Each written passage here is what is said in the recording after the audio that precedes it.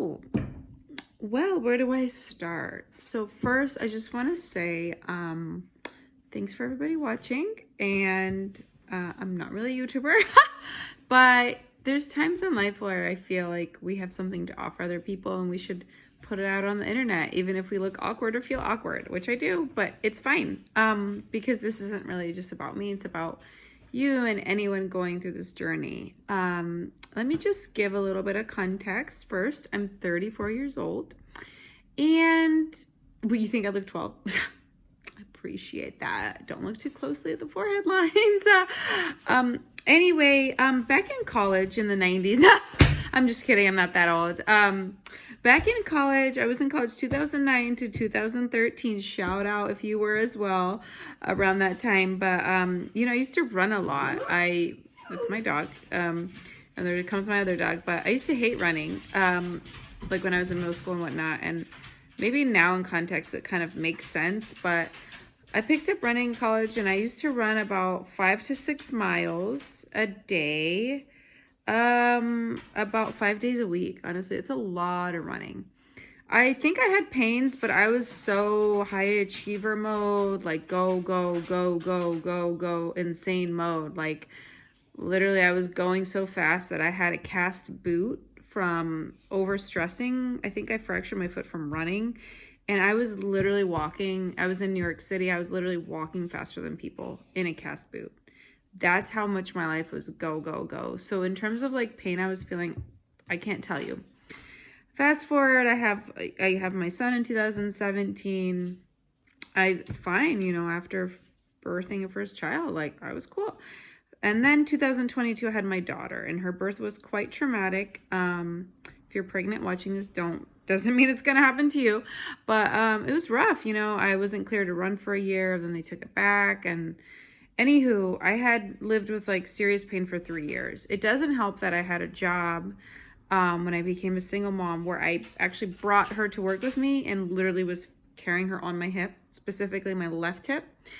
And I started to notice like I have a lot of pain, but I had to stabilize my life for my kids, which took me about 2.5 years to really get them in proper schools, to like get my mortgage caught up, to get a really great job. Once I got that all taken care of, I started to pay attention more to myself. So I went and I got an x-ray. In the x-ray, they found growth, like bone growth. So then I ended up actually at an orthopedic oncologist and realized I don't have cancer. But sweetie, you have some other issues. I was having severe pain and then got an MRI, but the MRI was to detect cancer, so it was not what I needed.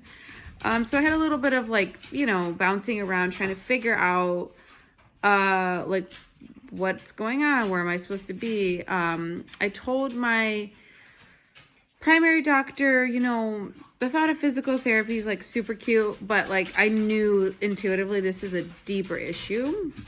So I got referred again, and basically the oncologist had found that I have dysplastic hips, and it was like a light bulb went off. Like, okay, this is a lot deeper. And I actually happened to watch a YouTube video on a labral tear repair, but the 26-year-old, shout out to her, I'll have to link her thing, her video, she found out she had hip dysplasia and had to get the procedure that I will.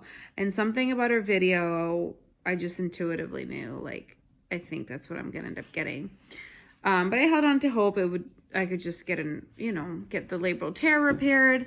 Basically now journeying deeper, I do have bilateral hip dysplasia. It is moderate. I don't have hypermobility, but really the only treatment for this that can make my life completely bearable and delay possibly needing a hip replacement. At this rate, it feels like I'm gonna need one soon because it's rough out here in these hip streets. But basically the treatment for that is a periacetabular osteotomy. And if the labral tear is severe enough, then the doctor will perform arthroscopic surgery on that as well. And I'm trying to vie for that. Just had my CT scans and another MRI to basically map out the surgery. I do have a surgery date set, and that's part of why I'm starting to video this journey, because I want it to help others one day. It's on July 21st of 2025.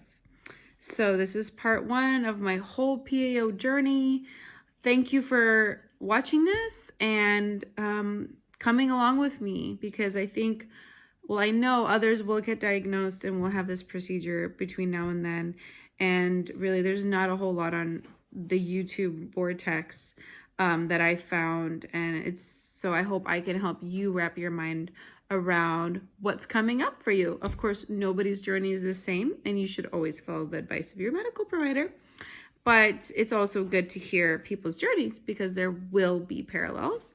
So really, I have my surgery scheduled. My mom's able to come for a month and help.